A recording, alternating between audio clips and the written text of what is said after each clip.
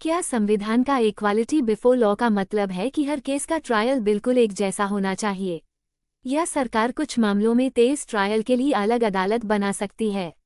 आज हम बात करेंगे स्टेट ऑफ वेस्ट बंगाल बनाम अनवर अली सरकार 1952 उस पहले बड़े केस की जिसने आर्टिकल 14 समानता का अधिकार की असली सीमा तय की।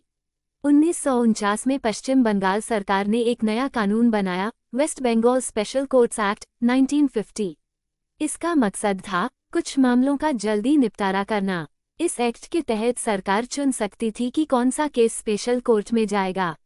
इसी कानून के तहत एक व्यक्ति अनवर अली सरकार पर आपराधिक मुकदमा चलाया गया। उन्होंने दलील दी, ये कानून असंवैधानिक है क्योंकि इसमें सरकार को मनमानी शक्ति दी गई है कि वो तय करे कौन सा केस स्पेशल कोर्ट में जाएगा और कौन नहीं।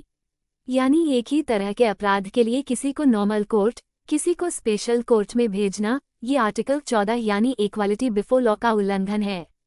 कोर्ट के सामने मुख्य इशू था, क्या स्पेशल कोर्ट्स एक्ट 1950 नागरिकों के कानून के समक्ष समानता या कानून का समान संरक्षण का उल्लंघन करता है। सुप्रीम कोर्ट में 7 जजेस की कॉन्स्टिट्यूशन बेंच ने सुनवाई की। बहुमत का मत था, यह एक्ट असंवैधानिक है। रीजन था कि यह सरकार को बिना किसी ठोस गाइडलाइन के डिस्क्रिशनरी पावर देता है। इसका मतलब सरकार चुन चुनकर किसी को स्पेशल कोर्ट में भेज सकती है और किसी को नहीं। यह आर्टिकल 14 के खिलाफ है क्योंकि कानून सभी के लिए समान रूप से लागू होना चाहिए। और अल्पमत निर्णय था, अगर सरकार जेन्युइन अर्जेंसी के लिए अलग अदालत बनाती है तो यह इक्वालिटी का उल्लंघन नहीं है।